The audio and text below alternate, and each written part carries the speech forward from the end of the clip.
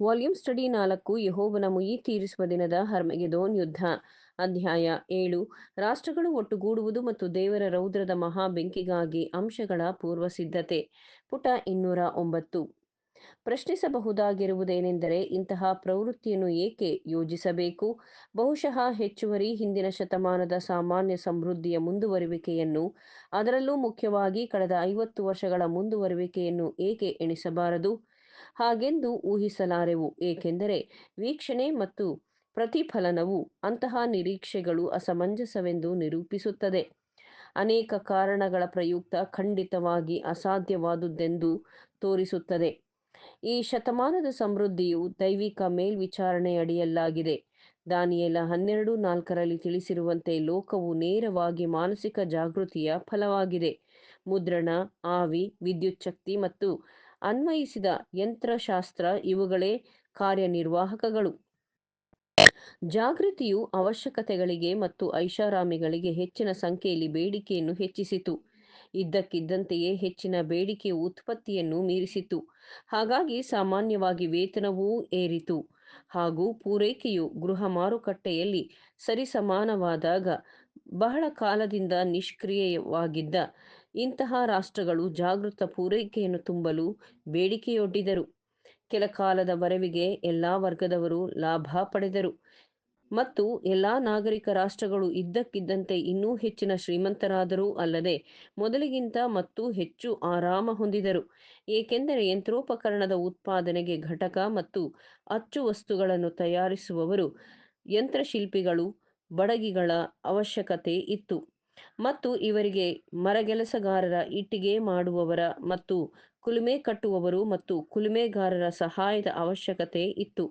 ಯಂತ್ರೋಪಕರಣವು ಸಿದ್ಧವಾದಾಗ ಅವುಗಳಲ್ಲಿ ಅನೇಕವುಗಳಿಗೆ ಕಲ್ಲಿದ್ದಲಿನ ಅವಶ್ಯಕತೆ ಇತ್ತು. ಹಾಗಾಗಿ ಕಲ್ಲಿದ್ದಲನ್ನು ಅಗೆಯುವವರಿಗೆ, ಅಭಿಯಂತರರು, ಅಗ್ನಿಶಾಮಕದವರು ಮುಂತಾದವರಿಗೆ ಬಹಳ ಬೇಡಿಕೆಯುಂಟಾಯಿತು. ಆವಿ ಹಡಗಿಗಾಗಿ ಮತ್ತು ರೈಲು ಮಾರ್ಗಕ್ಕಾಗಿ ಲೋಕದಾದ್ಯಂತ ಬಹಳ ಹೆಚ್ಚಿನ ಬೇಡಿಕೆಯುಂಟಾಯಿತು. ಸಾವಿರಾರು ಪುರುಷರನ್ನು ಅವುಗಳನ್ನು ಮಾಡಲು, ತಡವಿಲ್ಲದೆ ಕಟ್ಟಲು, ಸಜ್ಜುಗೊಳಿಸಲು ಮತ್ತು ಕಾರ್ಯಾಚರಣೆ ನಡೆಸಲು ಉದ್ಯೋಗದಲ್ಲಿರಿಸಲಾಯಿತು. ಇದ್ದಕ್ಕಿದ್ದಂತೆ ಕಾರ್ಮಿಕ ಶ್ರೇಣಿಯವರಿಗಾಗಿ ಕರೆಯುಂಟಾಯಿತು ಹಾಗೂ ಅವರ ಕುಶಲತೆಯ ಬೇಡಿಕೆಗೆ ತಕ್ಕಂತೆ ವೇತನವು ಅದರ ಅನುಪಾತದಲ್ಲಿ ಏರಿತು. ನೇರವಾಗಿ ಮತ್ತು ಪರೋಕ್ಷವಾಗಿ ಉದ್ಯೋಗ ಹೊಂದಿದವರಿಗೆ ಅನುಕೂಲತೆಯುಂಟಾದಂತೆ ಇನ್ನಿತರರಿಗೆ ಅನುಕೂಲತೆಯುಂಟಾಯಿತು, ಏಕೆಂದರೆ ಜನರಿಗೆ ಉತ್ತಮವಾದ ವೇತನವು ದೊರಕಿದಂತೆ ಉತ್ತಮ ಆಹಾರವನ್ನು ತಿಂದರು, ಉತ್ತಮ ವಸ್ತ್ರಗಳನ್ನು ಧರಿಸಿದರು ಮತ್ತು ಆರಾಮದಾಯಕವಾಗಿ ಸಜ್ಜುಗೊಳಿಸಿದ ಉತ್ತಮ ನಿವಾಸಗಳಲ್ಲಿ ಜೀವಿಸಿದರು. ಅಂತೆಯೇ ರೈತನು ತಾನು ಹಿಡಿದ ಕೂಲಿಯಾಳುಗಳಿಗೆ ಹೆಚ್ಚು ವೇತನವನ್ನು ಕೊಡಲು ನಿರ್ಬಂಧಪಟ್ಟನು, ಅದಕ್ಕೆ ಪ್ರತಿಯಾಗಿ ತಾನು ಮಾರಿದ ವಸ್ತುಗಳಿಗೆ ಅದರ ಅನುಪಾತದಲ್ಲಿ ಹೆಚ್ಚಾಗಿ ಪಡೆದನು. ಹೀಗೆ ಎಲ್ಲ ಉದ್ಯಮ ಶಾಖೆಗಳಲ್ಲಿ ಉನ್ನತಿಯುಂಟಾಯಿತು, ಅಲ್ಲದೆ ಚರ್ಮಕಾರರು, ಶೂ ತಯಾರಕರು, ಬಟ್ಟೆ ವ್ಯಾಪಾರಿಗಳು, ಗಡಿಯಾರ ತಯಾರಕರು, ಆಭರಣ ವ್ಯಾಪಾರಿಗಳು ಮುಂತಾದವರು ಅನುಕೂಲತೆ ಪಡೆದರು. ಹೇಗೆಂದರೆ, ಉತ್ತಮವಾಗಿ ಸಮೂಹಕ್ಕೆ ಹಣ ಸಂದಾಯವಾದರೆ ಅವರು ಹೆಚ್ಚಾಗಿ ಅವಶ್ಯಕತೆಗಳಿಗೂ ಮತ್ತು ಸುಖಭೋಗಕ್ಕೂ ಹಣ ವ್ಯಯಿಸುತ್ತಾರೆ. ಒಮ್ಮೆ ಬರಿಗಾಲಿನಲ್ಲಿ ನಡೆದವರು ಶೂಗಳನ್ನು ಖರೀದಿಸಿದರು. ಒಮ್ಮೆ ಕಾಲುಚೀಲವಿಲ್ಲದಿದ್ದವರು ಈಗ ಕಾಲುಚೀಲವಿರುವುದು ಒಂದು ಅವಶ್ಯಕತೆಯೆಂದು ಪರಿಗಣಿಸಿದರು. ಹೀಗಾಗಿ ವ್ಯಾಪಾರದ ಎಲ್ಲ ಶಾಖೆಗಳು ಸಮೃದ್ಧವಾದವು. ಈ ಎಲ್ಲ ಬೇಡಿಕೆಗಳು ಕ್ಷಿಪ್ರವಾಗಿ ಬರಲಾಗಿ ಸಾಮಾನ್ಯವಾದ ಮತ್ತು ತ್ವರಿತವಾದ ಅಭಿವೃದ್ಧಿಯು ಅನಿವಾರ್ಯವಾಯಿತು.